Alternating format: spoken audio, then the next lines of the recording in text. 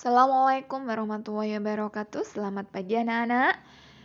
Pembelajaran pendidikan agama Islam pada kesempatan hari ini kita akan membahas, masih melanjutkan dengan yang kemarin.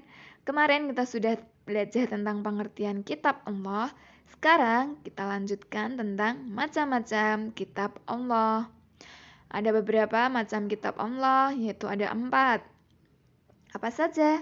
Adakah yang tahu anak-anak? Yuk kita belajar bersama. Kitab-kitab Allah yang pertama adalah kitab Zabur, kitab Taurat, kitab Injil, dan kitab Al-Quran. Kitab Zabur diturunkan kepada Nabi Daud alaihissalam.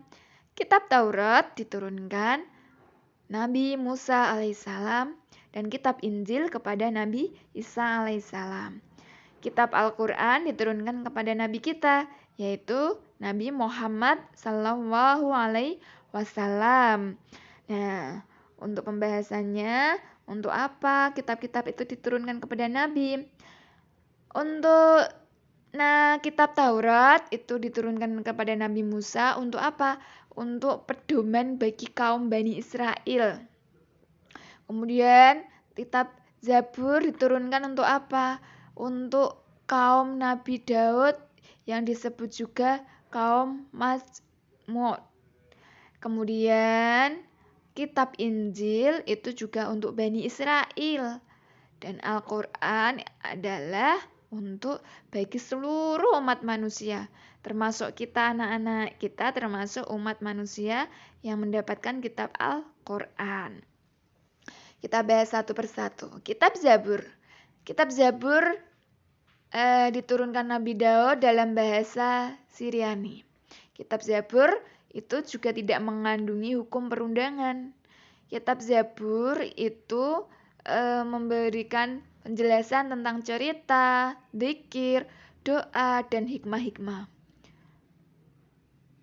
Kemudian Nabi Daud dan umatnya itu hanya mengikuti syariat yang dibawa oleh Nabi Musa. Jadi sebelum dulu kitab Zabur ini ada Nabi Musa terlebih dahulu dengan kitabnya. Kemudian Nabi Daud juga tidak mempunyai syariat sendiri. Syariatnya tetap menggunakan kitab Zabur dan Nabi Musa yang terlebih dahulu. Nah, kemudian ada kitab Taurat. Nah, ini kitab Taurat ini diturunkan pada abad ke-12 Masehi. Sebelum Masehi, yang diwahyukan Nabi Musa di Bukit Sinai. Nah, kemudian Taurat ini berarti adalah hukum atau syariat. Pada dasarnya bahwa Nabi Musa itu diutus oleh Allah untuk berdakwah kepada Bani Israel. Dan kitab Taurat itu diperuntukkan untuk pedoman petunjuk bagi kaum Bani Israel saat itu. Adapun bahasa yang digunakannya yaitu adalah bahasa Ibrani. Jadi Taurat itu muncul pertama kali. Kemudian baru Zabur. Dan selanjutnya adalah kitab Injil. Kitab Injil diturunkan oleh Allah kepada Nabi Isa alaihissalam pada abad 1 Masehi. Jadi kalau tadi Taurat sebelum Masehi, kalau sekarang sudah Masehi. Kitab Injil diwahyukan di daerah Yerusalem.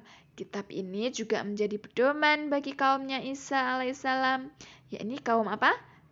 Nasrani.